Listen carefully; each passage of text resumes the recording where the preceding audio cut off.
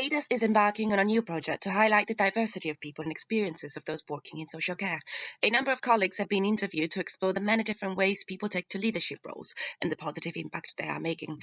Positive representation matters. We hope that this series will inspire all of us to stand up and shout louder about the issues that matter to us the most. I'm Marjorie Kandini, and I have a background in mental health nursing. I've been a registered mental health nurse for 18 years now. Now I work in adult social care. I'm a service manager for complex care. What does diverse leadership mean to you, and why do you think it's so important? To me, diverse leadership means having a leadership team that is representative of the workforce and also representative of the community that the organization serves. Mainly because it allows you to remove that narrowed view of what is happening, and also stops organizations from coming up with one-size-fits-all solutions. What were the biggest barriers you faced in your journey to a leadership role? Being misunderstood. I felt misunderstood due to the differences in culture. I was born and raised in Zimbabwe, and that change in culture kind of left me feeling misunderstood.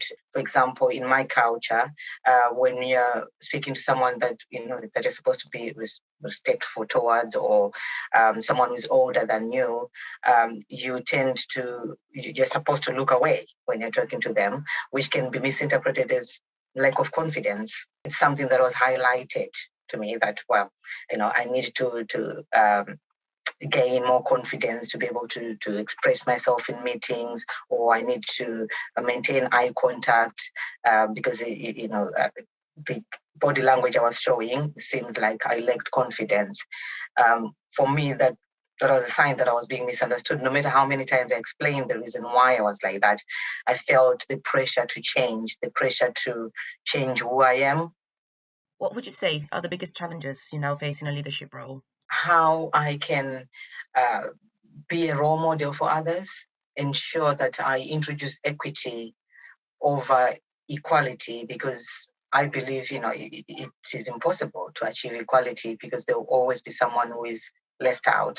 If we focus on equity, then we are focusing on an individual and how we can support that individual to be the best that they can ever be. As much as we can talk about it, it's about putting that into practice. How do we ensure that?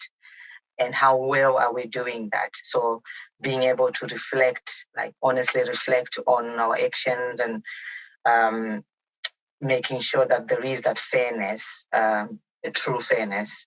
What is a simple but often overlooked change senior leaders could implement to create a welcoming and inclusive work environment?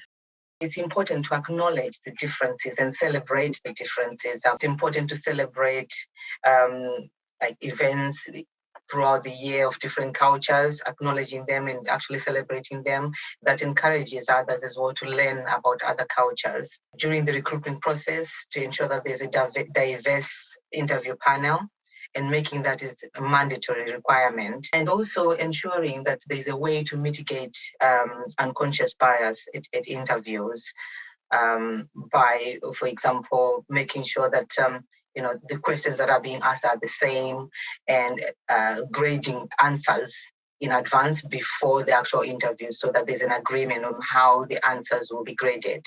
And also making sure that there are role models that are visible within the organization, within leadership, senior leadership, so that when, for example, if I see someone who looks like me in senior leadership, that inspires me and that reassures me that, I can do well in that organization.